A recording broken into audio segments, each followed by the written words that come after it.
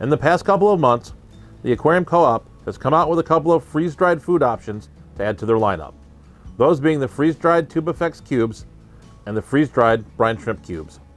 So let's take both products and test them out on various tanks in the fish barn and see what the fish think of it.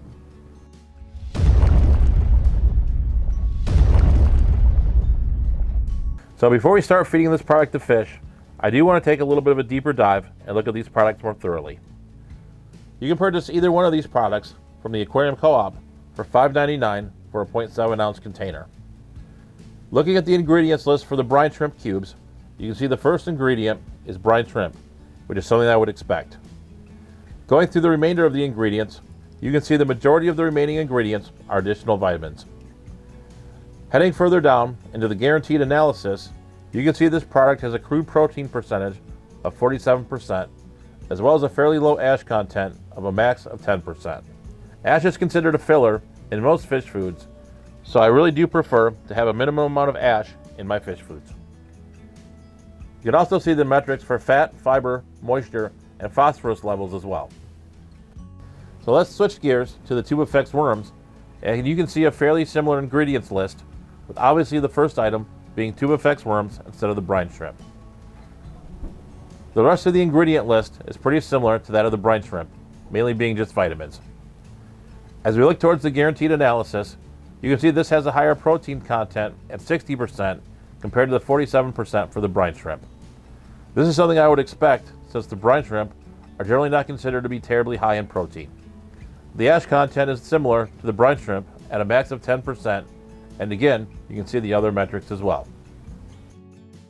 Before we test the food out, I do want to show you how it's packaged. It comes in a durable plastic container, and as we lift the lid off, it has a pretty durable seal. While I tried peeling the seal off with my fingers, it actually took me a pair of scissors to actually remove the seal. So now that we have the package opened, let's go ahead and start feeding some fish. I want to start with the brine shrimp cubes first, and according to the package, you can either feed these floating or you can stick them to the glass, similar to a Sarah Onip tab. I just placed one in my Tiger Limia tank, and as you can see, they're taking to it quite readily.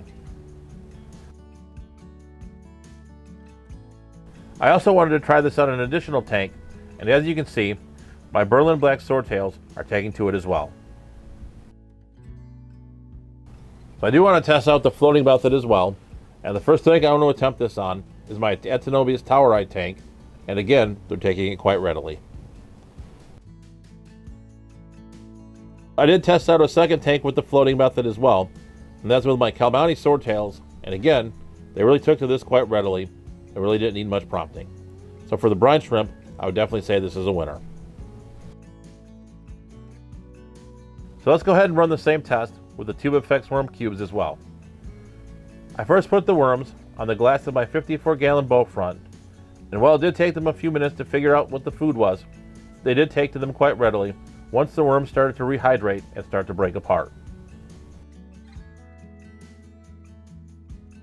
I also tried floating the worms as well, and the results were similar. The fish waited till the food broke apart, and then were eating the remnants as they were floating around the water. I would again say the worms were a success as well, and the fish really enjoyed eating them. So let's go ahead and talk about my final thoughts on these foods.